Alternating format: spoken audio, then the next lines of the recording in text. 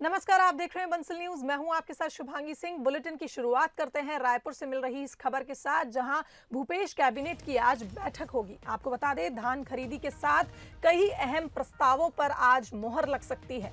तो दोपहर 12 बजे ये बैठक होगी। भूपेश कैबिनेट की बैठक रायपुर में होगी, जिसमें धान खरीदी के साथ कई अहम प्रस्तावों पर मोहर लग सकती है।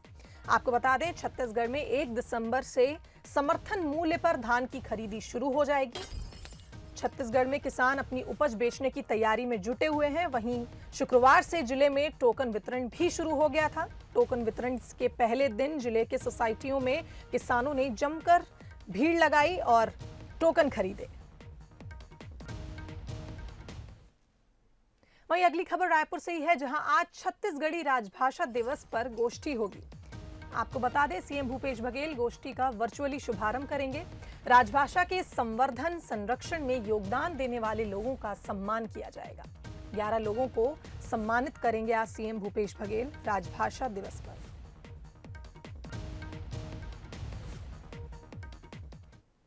वहीं बात करें शिक्षा की, तो कोरोना काल में शिक्षा को लेकर एक नई पहल पर आज चर्चा हो सकती है। आपको बता दें, 9वीं और 11वीं में जनरल प्रमोशन को लेकर चर्चा चल रही है।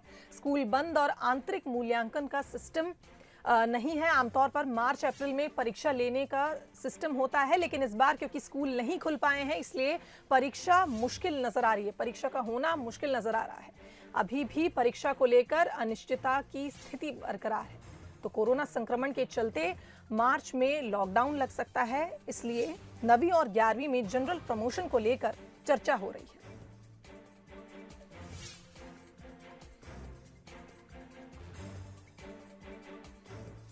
वहीं रायपुर में टोकन के लिए धान खरीदी केंद्रों में लंबी लाइन लगी। आपको बता दें, राजिम, मंदिर हसौद, मानिक कचौरी, नरदहा, गौरघाट, सरनाबहाल, बिलासपुर, पथलगांव में किसानों की लंबी लाइन लगी। इस साल 2,45,000 किसान बढ़े हैं। 1 दिसंबर से धान खरीदी की शुरुआत होगी। इस साल राज्य सरकार ने 90 लाख टन धान खरीदी का लक्ष्य तय किया है, जिस पर करीब 22,500 करोड़ रुपए खर्च होंगे। तो छत्तीसगढ़ में 1 दिसंबर यानी 1 दिसंबर को समर्थन मूल्य पर धान की खरीदी शुरू हो जाएगी और किसान अपनी उपज बेचने की तैयारी में जुटे हैं। ऐसे में टोकन वितरण का पहला दिन बहुत अच्छा रहा। किसानों ने जमकर भीड़ लगाई और टोकन खरीदे।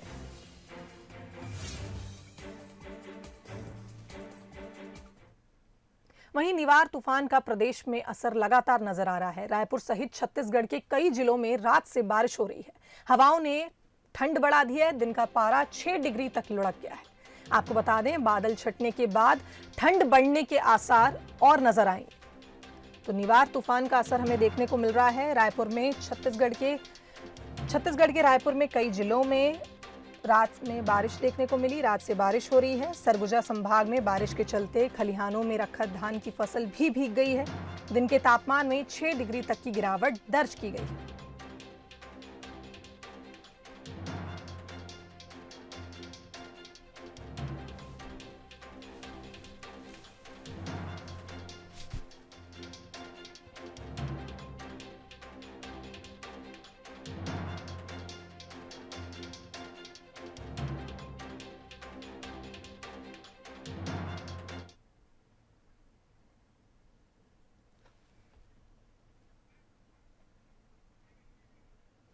तो निवार तूफान का प्रदेश में असर लगातार नजर आ रहा है। रायपुर में कई जगह बारिश हुई। वहीं आपको बता दें, हवाओं ने ठंड बढ़ा दी है। दिन का पारा 6 डिग्री तक लुढ़क गया है। मानव तस्करी के मामले में बीजेपी के फाफाडी मंडल की मंत्री गंगा पांडे की गिरफ्तारी के बाद प्रदेश में सियासी बवाल मच गया है। हालांकि मामले का खुलासा होने पर बीजेपी ने गंगा पांडे को प्राथमिक सदस्यता से निष्कासित कर दिया है। लेकिन इस पूरे मामले को लेकर कृषि मंत्री रविंद्र चौबे ने बीजेपी पर निशाना साधा है। उन्होंने तंज कसते हुए कहा कि रमन सिंह इस मामले में जांच की मांग कर रहे थे। अब उन्हें खुद जवाब देना चाहिए कि बीजेपी के लोगों की इसमें संलिप्तता क्यों है। क्राइम है, अपराध है। डॉक्टर रमन सिंह जी ने कहा है न्यायिक जांच की मांग, तो उनसे एक प्रश्न आप आगे जा करके और पूछ लेते कि भारतीय जनता पार्टी के पदाधिकारियों की संलिप्तता क्यों पाई गई। लेकिन निश्चित रूप से ये बहुत गंभीर मामला है। छत्तीसगढ़ में मानव तस्करी का मामला उजागर हुआ है शासन बहुत सख्ती से इससे निपटेगा। छत्तीसगढ़ में सियासत है कि थमती नहीं। किसान मुद्दे पर सत्ता में वापसी करने वाली कांग्रेस सरकार के हर फैसले पर अब बीजेपी सवाल उठा रही है। उधर कांग्रेस प्रदेश बीजेपी को तो काउंटर करती ही है, केंद्र सरकार की नीतियों और मंशा पर भी सवाल खड़े करने से नहीं चूकती है। देखिए ये खास रिपोर्ट। छत्तीसगढ़ में सत्ता परिवर्तन के बाद किसान पर बीजेपी और कांग्रेस की सियासत नॉन स्टॉप जारी है। धान खरीदी को लेकर बीजेपी के बयान पर मुख्यमंत्री भूपेश बघेल ने इस बार तीखा हमला किया। मुख्यमंत्री ने बीजेपी को अफवाह फैलाने वाली फैक्ट्री बताया। सीएम ने कहा कि बीजेपी के शासनकाल में तो 12 लाख किसानों से ही धान खरीदी होती थी। अब उनकी सरकार में 18 से 19 लाख किसानों से धान खरीदा जा रहा है। कांग्रेस के सत्ता में आने के बाद धान का रकबा और किसानों की संख्या बढ़ी है। लोगों को कांग्रेस सरकार पर विश्वास है। भारतीय जनता पार्टी अफवाह फैलाने की फैक्ट्री जिसे कहा जा सकता है भारतीय जनता पार्टी को। पिछले साल जो धान खरीदी का समय था उस समय तक खरीदे, उसके बाद भी कुछ किसान बच गए थे, उसके भी धान हम लोगों ने खरीदी की। भारतीय जनता पार्टी की जैसे नहीं, उनके राज्य में तो 12 लाख किसानों के धान खरीदी करते थे। हमारे शासनकाल में तो 18-19 लाख किसानों की धान खरीदी हो रही है। और जिस प्रकार से अफवाह की राजनीति कांग्रेस करते आई है, तो मुझे लगता है कि सारी पार्टियों को उसी नज़रिया से देखते हैं। जहाँ तक धान की खरीदी की बात है, किसान इतने परेशान हैं।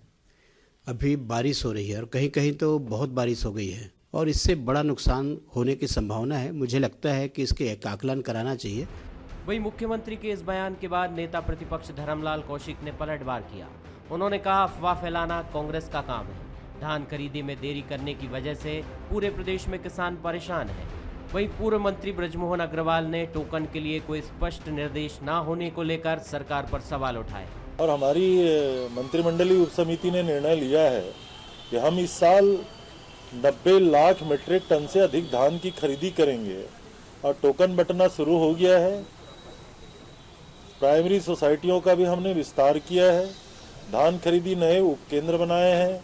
बारदाने के जो कमी थी उससे जूझ भी रहे हैं, लेकिन उससे निपटने की हमारी पूरी तैयारी है। जो स्पष्ट निर्देश नहीं होने के कारण कि टोकन किस प्रकार से मिलेंगे, जिनको टोकन दिया जाएगा उनको कितने दिन का टोकन दिया जाएगा, कितने दिन में उनका माल लिया जाएगा, अगर रात को किसान अपना माल लेकर पहुंच जाते हैं जिसका दूसरे दिन है तो उसके लिए क्या व्यवस्था होगी, इन सब चीज़ों के बारे में कोई भी निर्देश नहीं है। किसान और धान पर ही नहीं, हर बड़े मुद्दे पर कांग्रेस और बीजेपी आमने सामने आ जाती है। चाहे कोरोना महामारी की लड़ाई का मुद्दा हो या फिर प्रदेश की संस्कृति को बढ़ावा देने का मुद्दा। इतना ही नहीं, केंद्र सरकार के फैसले और उसकी योजनाओं को लेकर भी दोनों दलों में छनती रही है। आखिर इस लड़ाई का अंत कहाँ होगा? ये कोई बड़े सियासी घटनाक्रम की आहट तो नहीं है, और है तो इसका इंतजार रहे। अभिषेक शुक्ल, बंसल न्यूज, रायपुर।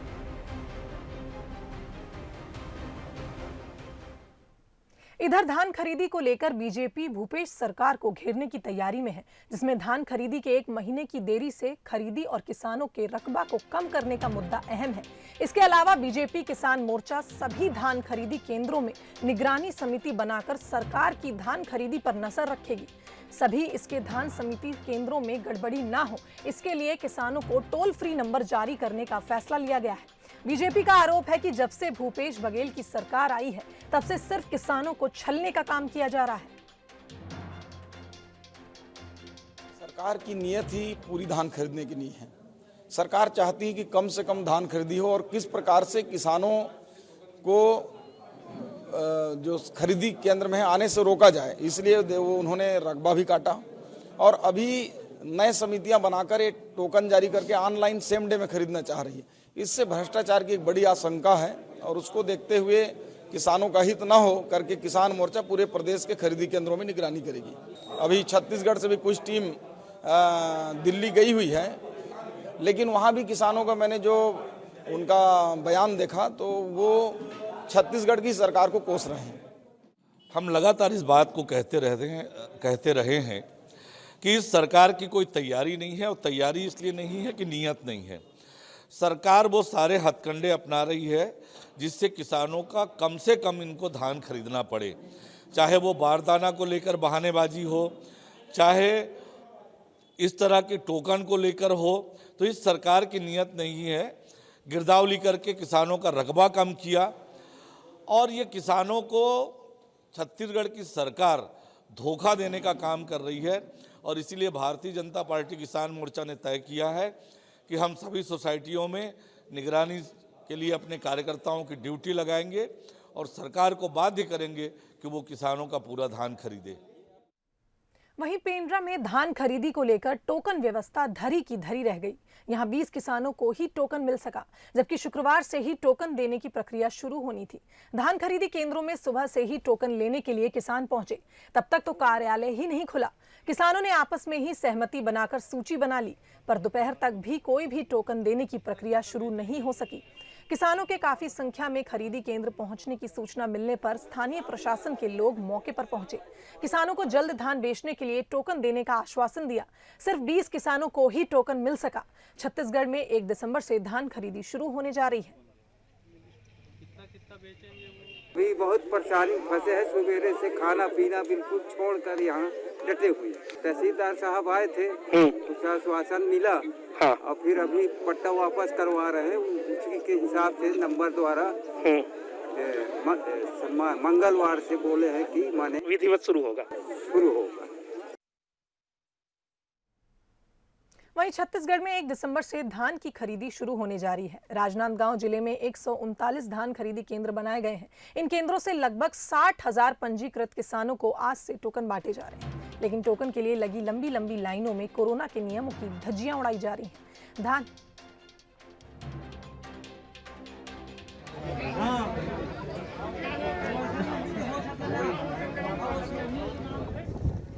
उसके बाद जाएंगे नहीं।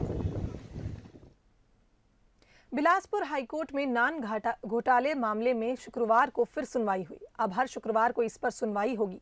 राज्य सरकार ने नान घोटाले की नई सिरे से जांच शुरू करने के लिए एसआईटी का गठन किया है। सरकार के इस फैसले के खिलाफ नेता प्रतिपक्ष धर्मलाल कौशिक ने हाईकोर्ट में याचिका दायर की। अपनी याचिका में उन्होंने कहा कि जिस मामले की जांच एक बार पूरी हो चुकी है, उसकी फिर से जांच करने के लिए एसआई बनाना नियम के खिलाफ है। इसी तरह अलग अलग मांगों को लेकर 6 याचिका दायर की गई हैं, जिस पर अब सुनवाई होगी।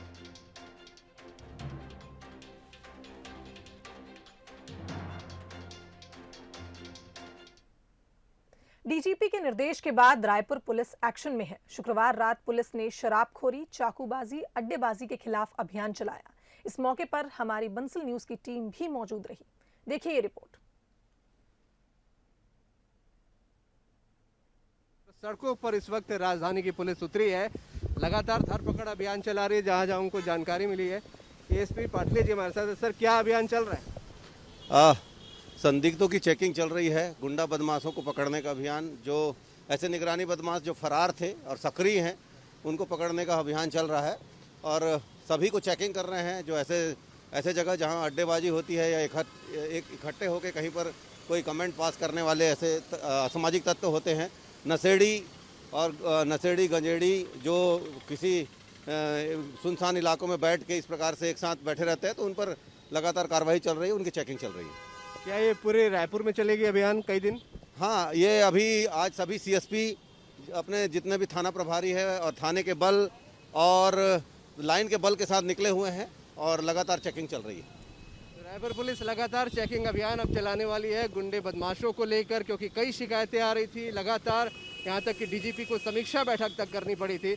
इसके बाद रायपुर पुलिस अब सड़कों पर उतरी है और पूरी राजधानी में सभी सीएसपी अपने अपने इलाकों में ये अभियान चलाएंगे और हर संदिग्ध की जांच पड़ताल की जाएगी। कैमरामैन योगेश के साथ अभिषेक शुक्ल, बंसल न्यूज, रायपुर। वहीं गरियाबंद में किसानों ने नए धान खरीदी केंद्र की मांग को लेकर हाईवे पर जाम लगा दिया। विरोध प्रदेश के दौरान सैकड़ों किसान हाईवे पर आ गए और जाम शुरू कर दिया, जिसके चलते Gariaband Mainpur national highway road पूरी तरह बंद हो गया। मौके पर एसडीएम और पुलिस ने किसानों को समझाइश दी।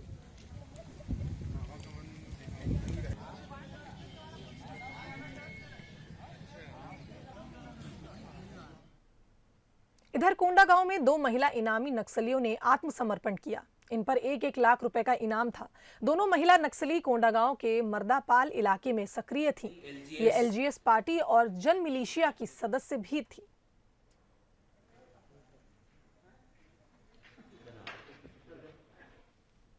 इस महिला ने निर्णय किया है कि यह शासन की द्वारा जो प्रदत्त आत्मसमर्पण नीति है उसके अंतर्गत आत्मसमर्पण करेगी तथा मुख्य धारा में जुड़कर अपने गांव के और अपने ज़िले के विकास में भागीदार बनेगी।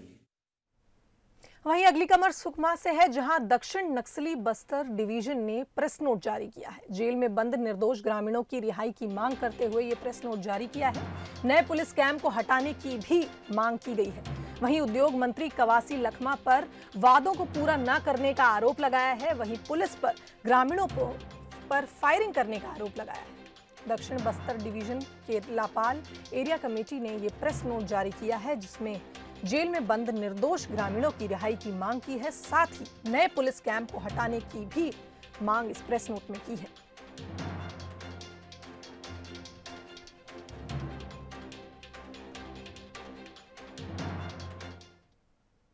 कवर्धा के धर्मपुरा गांव में अतिक्रमण हटाने पहुंची टीम पर पथराव कर दिया गया। इस दौरान पुलिस तो भी लाठियां भांजनी पड़ी, जिसमें कई लोग घायल हो गए। वहीं पथराव की वजह से पुलिस के जवानों को भी चोटें आईं। इस मामले में 25 लोगों को हिरासत में लिया गया। वहीं ग्रामीणों के साथ मारपीट से एसपी ने इनकार किया है। इस घटना का वीडियो और फोटो भी सोशल मीडिया पर तेजी से वायरल हो रहा है, जिसमें ग्रामीणों की बेरहमी से पिटाई की बात पर चर्चा गर्म है।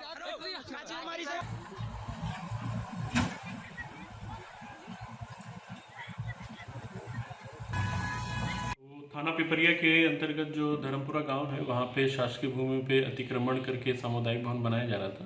तो इस पे प्रशासन के आदेश से आज अतिक्रमण हटाने की कार्रवाई की गई थी। इसमें पुलिस भी बल भी सुरक्षार्थ वहाँ पे था। तो शुरुआती दौर पे थोड़ा सा विरोध प्रदर्शन था जो लोकल ग्रामीण है उनके द्वारा, तो उस दौरान झूमा झटकी हुई थी पुलिस के साथ में। पर अभी स्थिति कंट्रोल में है और अतिक्रमण हटाने की कार्रवाई जारी है। नहीं, ऐसी कोई बात नहीं है। जितने लोग भी थे उनको वहाँ से एहतियात के तौर पे हटा करके थाने लाया गया है और उनका सबका MLC कराया जा रहा है।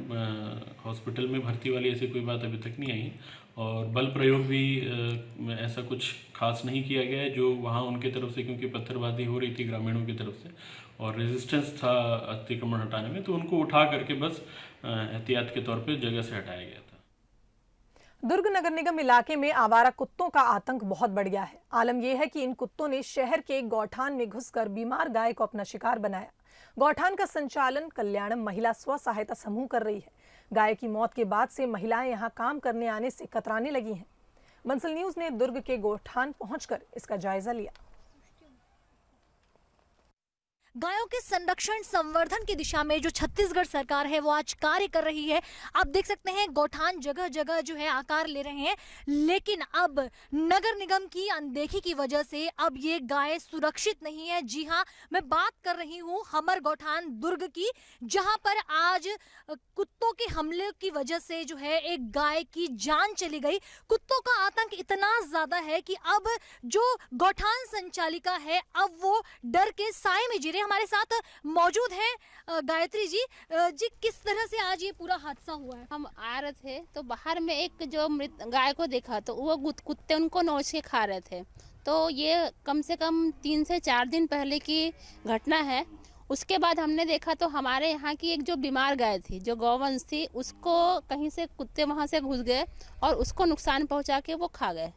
तो इसलिए अब हमको थोड़ा सा इसलिए चिंता हो गया, तो हमने जाके निगम में अवगत कराया। अपनी जो लिखित में जो था सूचना हमने डाल दिया है और त्वरित कार्रवाई हो भी गई है और हमको आश्वासन दिया गया है कि वो इस दिशा पे कुछ न कुछ पहल करेंगे। पूरे क्षेत्र में कितना आतंक है और नगर निगम से अभी किस तरह की आप मांग की और कैसी उम्मीद लग रही है? अभी हमने तो मांग किया है कि कम से कम हमारा ये जो गौवंश है वो सुरक्षित रहे, वो कहीं से जो कुत्ते हैं वो एंट्रेंस ना करे। और इसके लिए हमने अपने जो हमारी जो टीम है उन्होंने गौठान के जो जहाँ से वो घुसने का जो क्षेत्र है वहाँ पे कुछ ऐसा तार वार का फेसिंग में कर दिया है कि वो वहाँ से घुस नहीं पाएंगे। और निगम में हमने कल अवगत करवाया था तो उन्होंने हमारी बातों को सुना भी है और तुरंत उन्होंने इस पे कार्यवाही की है। फिलहाल देखने वाली बात होगी कि नगर निगम दुर्ग अब कैसी कार्यवाही करता है और इस दिशा में किस तरह की पहल होती है। बंसल न्यूज के लिए दुर्ग से अनुभूति भाकरे ठाकुर। वहीं खबर रायपुर से मिल रही है, जहां कांग्रेस प्रदेश प्रभारी PL पुनिया 2 दिवसीय दौरे पर छत्तीसगढ़ आएंगे। कांग्रेस की समन्वय समिति कमेटी की बैठक भी लेंगे। बैठक के बाद निगम मंडलों की सूची भी जारी की जाएगी। वहीं बैठक में सीएम भूपेश बघेल सहित कांग्रेस के वरिष्ठ नेता मौजूद रहेंगे। तो अखिल भारतीय कांग्रेस की ओर से छत्तीसगढ़ प्रभारी पीएल पुनिया 2 दिवसीय प्रवास पर छत्तीसगढ़ आएंगे। जानकारी के अनुसार प्रदेश कांग्रेस प्रभारी पीएल पुनिया कांग्रेस की कोऑर्डिनेशन कमेटी की बैठक लेंगे और जिसके बाद निगम मंडलों की सूची